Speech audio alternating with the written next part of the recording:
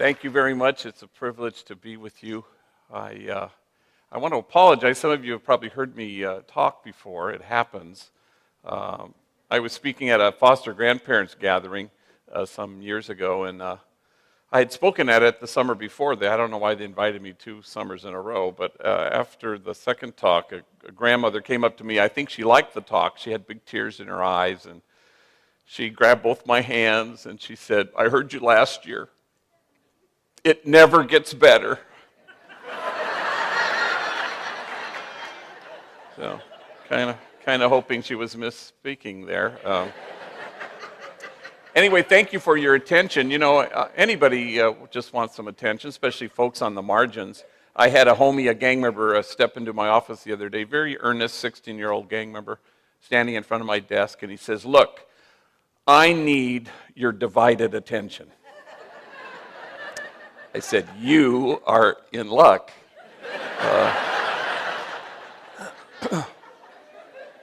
You know, I suppose there's a vision that brings you to a place like this theater for the day, and it's a vision of wanting to see the world looking differently than it currently looks. The prophet Habakkuk writes, "The vision still has its time, presses on to fulfillment, and it will not disappoint. And if it delays, wait for it." But nobody wants to wait for too long. We want to make something happen, and that's what I want to suggest in the brief time I have with you. That what we all want to create and form is a community of kinship such that God, in fact, might recognize it. I suspect that Mother Teresa diagnosed the world's ills correctly when she suggested that the problem in the world is that we've just forgotten that we belong to each other. So how do we stand against forgetting that? How do we create and imagine a circle of compassion and then imagine nobody standing outside that circle? And to that end, what we hope to do, all of us, I think, is to inch our way out to the margins so that we can stand with the poor and the powerless and the voiceless, that we can stand with those whose dignity has been denied, with those whose burdens are more than they can bear. Occasionally, you get very fortunate and blessed to be able to stand with the easily despised and the readily left out, with the demonized, so that the demonizing will stop, and with the disposable, so that the day will come when we stop throwing people away. I suspect that if kinship was our goal, we would no longer be promoting justice, we would in fact be celebrating it. For no kinship, no justice, no kinship, no peace. So for 25 years, it's been the privilege of my life to work with gang members, and they've taught me everything of value, really. But especially in the last couple of years, they taught me how to text, and I'm so grateful to them. I find that it sure beats the heck out of actually talking to people, and so I'm pretty dexterous at it, LOL and OMG and BTW, you know, and the homies have taught me a new one, OHN, which apparently stands for, "Oh, hell no." And I've been using that one quite a bit lately. And so there I am with 2 homies, Manuel and Poncho. They're older vatos who work at Homeboy Industries. We have 400 employees there. And guys have been to prison and tattooed. They do a variety of things. They're going to help me give a talk in Palm Desert at a high school. And so we meet at 9. We get in the car. 15 minutes on the road, Manuel's in the front seat, and he gets an incoming text. And he chuckles to himself. And I said, "What is it?" He goes, "Oh, it's dumb. It's from Snoopy back at the office." Well, I had just seen Snoopy. Snoopy gave me a big abrazote as the day began. And Snoopy and Manuel work together in the clock-in room where they clock in all our workers. It's a tough job. I said, "Well, what's he say?" "Oh, gosh, hang on. It's dumb. Hey, dog, it's me, Snoops. Yeah, they got my ass locked up at county jail. They're charging me with being the ugliest vato in America. You have to come down right now, show them they got the wrong guy."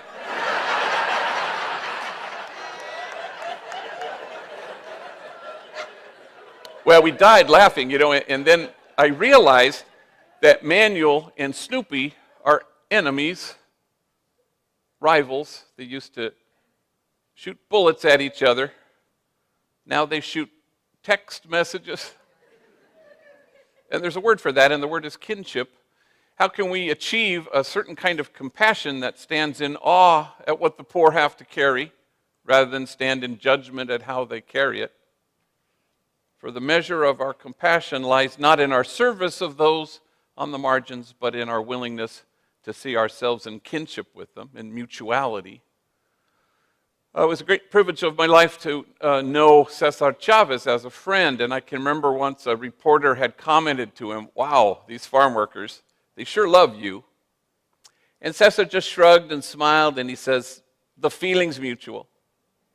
And that's what we want to achieve, is this sense of mutuality, where we obliterate once and for all the illusion that we're separate. No us and them, just us. For there's an idea that's taken root in the world. It's at the root of all that's wrong with it, and the idea would be this, that there just might be lives out there that matter less than other lives. How do we stand against that idea? Well, Homeboy Industries was born nearly 25 years ago when I was pastor of the poorest parish in the city of Los Angeles, Dolores Mission, nestled in the middle of two public housing projects, Pico Gardens and Aliso Village. At the time, they comprised the largest grouping of public housing west of the Mississippi. We had 8 gangs there, half of those gangs at war with the other half. I buried my first young person killed because of this sadness in 1988, and I buried my 180th some months ago. We did a lot of things. We started a school and then a jobs program, and when we couldn't find enough jobs, we started our first business, Homeboy Bakery, in 1992. A month later, we started Homeboy Tortillas in the Grand Central Market. Not everything worked, I'll be the first to admit it. Homeboy Plumbing was not a huge success. Who knew? People didn't want gang members in their homes. I did not see that coming. And now we didn't intend to do this, but we have backed our way into becoming the largest gang intervention, rehab, and reentry center in the country.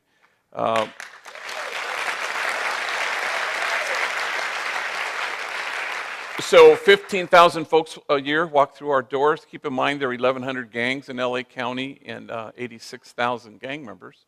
And so you name anything that might be helpful, we do it, from curricular things like anger management and parenting. Lots and lots of mental health counselors, case managers, job developers, free tattoo removal.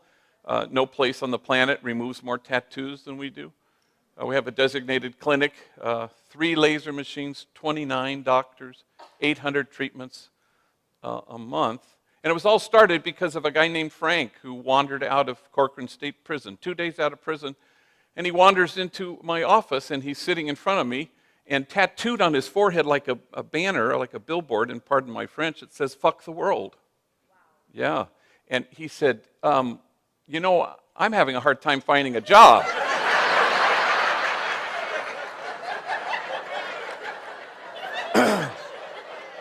And I said, Frank, maybe we could put our heads together on this one, So anyway, I found a doctor who donated some time, and little by little, we chipped away at his forehead.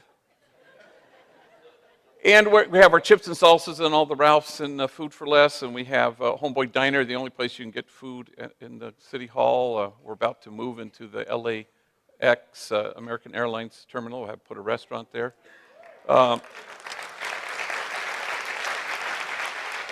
Homeboy Bakery, Homeboy Silkscreen, Homeboy Homegirl Merchandise, where we sell our logo stuff.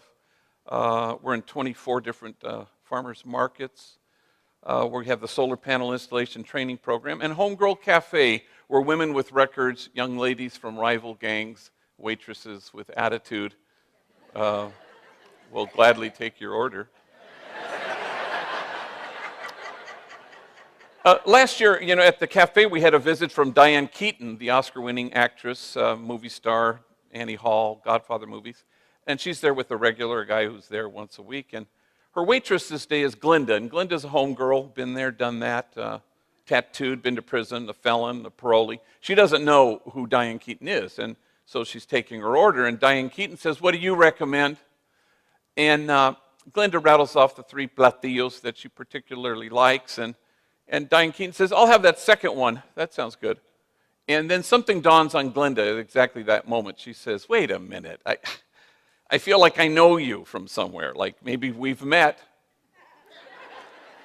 And Diane Keaton decides to deflect it humbly. Oh, gosh, I don't know. I suppose I have one of those faces, that people think they've seen before. And then Glenda goes, no, now I know.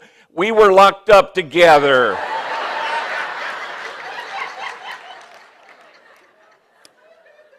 That just took my breath away when I heard it. And I don't believe we've had any further Diane Keaton sightings since that moment. But suddenly Kinship so quickly, Oscar-winning actress, attitudinal waitress, exactly what God had in mind. And if you'll permit me to speak for God, Jesus says it pretty clearly, that you may be one. That's the whole thing, that you may be one. That's the hope anyway. All of us are called to be what Alice Miller, the late great child psychologist, calls enlightened witnesses, people who through your kindness and tenderness and focused, attentive love return people to themselves. You don't hold the bar up and ask anybody to measure up. You just show up and you hold the mirror up and you tell people the truth. You say, you are exactly what God had in mind when God made you. And then you watch people become that truth. You watch them inhabit that truth, and no bullet can pierce it. No four-prison wall can keep it out, and death can't touch it because it's huge. But sometimes you have to reach in and dismantle messages of shame and disgrace that get in the way so that the soul can feel its worth. No homie resisted my offers of help more than a kid named Bandit. He was a gang member, lived in Aliso Village housing projects. I would ride my bike in the middle of the night, and I'd see him run up to cars and sell crack cocaine and walk away counting his money. I'd say, how about a real job? And he was very polite, that's okay, G, thanks, though. Until one day, 15 years ago, he shows up in my office. I couldn't believe he was there. And he says what gang members often say, I'm tired of being tired. So I walked him to one of our job developers, and as luck would have it, they located an entry-level, unskilled, low-paying job, first kind of job in a warehouse. Now cut to today, Bandit runs the whole thing. He's the supervisor of the supervisors, owns his own home, he's married, has 3 kids. Well, I hadn't heard from him in like 2 years, and he calls me one Friday afternoon a little bit breathless and panicky. He says, gee, you got to bless my daughter. I said, ¿Qué pasó, mijo? Is she sick? Is she in the hospital? Oh, no. On Sunday, she's going to Humboldt College. Imagine my oldest, she's going to college. But she's a little chaparrita, and we're afraid for her. You think there's any way you could give her a blessing before she goes? I go, are you kidding? I'd be honored. Look, tomorrow's Saturday. I have baptisms at 1. Why don't you come at 12:30? We'll do a little send-off. And sure enough, Bandit and his wife and the 3 kids show up at 12:30. And we situate everybody in front of the altar. And I said, well, let's put Jessica in the middle. Let's surround her with our bodies and with our love. Everybody touch her, connect to her. Put your hands on her shoulder, on her arms. Go ahead, put your hands on her head. And I say, bow your heads, close your eyes. And as the homies say, I do a long-ass prayer. I go on and on. And somewhere in the middle of this prayer, I notice we've all become chillones. We're all crying. We're all sniffling. I don't know why we're crying. Except for the fact that Bandit and his wife don't know anybody who's ever gone to college except me. Certainly nobody in their families. So, we kind of wipe our eyes and we laugh about how mushy we got. And so to change the subject, I look at Jessica. Hey, what are you going to study at Humboldt College? She was very quick. Forensic psychology. I go, damn, forensic psychology. And Bandit chimes in, yeah, she wants to study the criminal mind. And Jessica, very deadpan, looks at her father and she does one of these. And he sees her and says, yeah, I'm going to be her first subject. So we walk up to the car and big abrazos and they pile in the car. But Bandit hangs back. I'm glad he has. And I say, hey, Can I tell you something? I give you credit for the man you've chosen to become, for choosing to walk in your own footsteps. I'm proud of you. And his eyes well up with tears. And he says, ¿Sabes qué? I'm proud of myself. All my life, people called me a lowlife, a bueno para nada, a good for nothing. I guess I showed him. I said, yeah, I guess you did. And the soul feels its worth. People always ask me about enemies who work together. It's kind of tense at first. A homie will come in and say, I'm ready. And I'll say, okay, I have an opening in the bakery, but you have to work with X, Y, and Z. And I rattle off the names of rivals. And they always say the same thing. They always say, I'll work with them, but I'm not going to talk to them. But, that used to bother me in the early days. But, the truth is, human beings can't demonize people they know. It's hard to sustain that, really. So I had a homie named Youngster, a little tiny guy. Everybody called him Youngster. And I thought he was ready, so I bring him into the Homeboy silkscreen factory, and I introduce him to all his 30 coworkers. That's our biggest business, huge factory. And I watch him as he shakes hands with everybody, looking him in the eyes, even enemies, until he gets to the last guy, a guy everybody called Puppet, and Puppet seems to be avoiding this encounter altogether.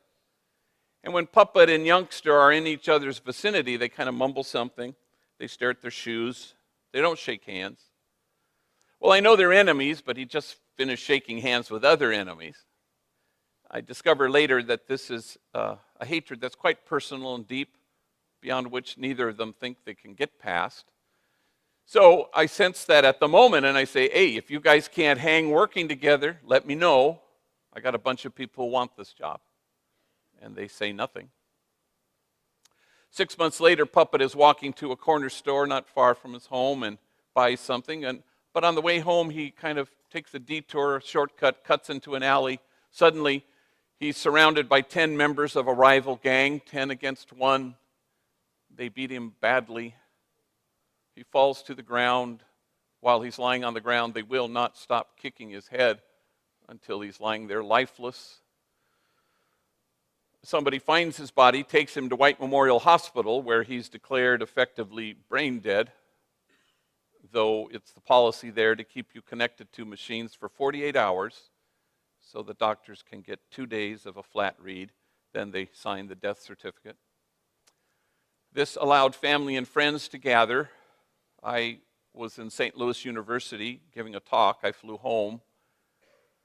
I've seen a lot of horrible things in my life, but nothing to compare to the sight of this young man with his head swollen many, many times its size. It was horrifying.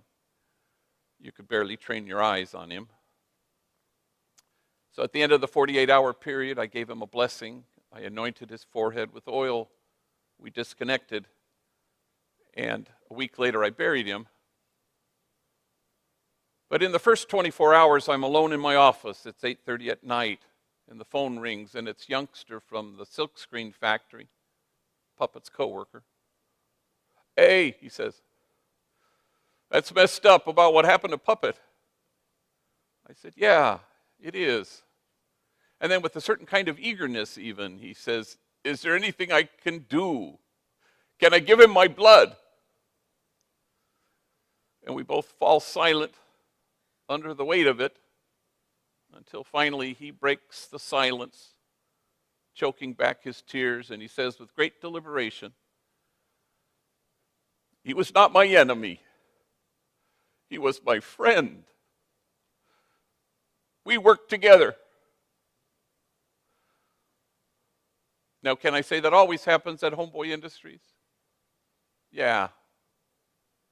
Any exceptions? No. And it shouldn't surprise us that God's own dream come true for us, that we be one, just happens to be our own deepest longing for ourselves. It turns out it's mutual. For the vision still has its time, presses on to fulfillment, and it will not disappoint. And if it delays, we can wait for it. Thank you very much.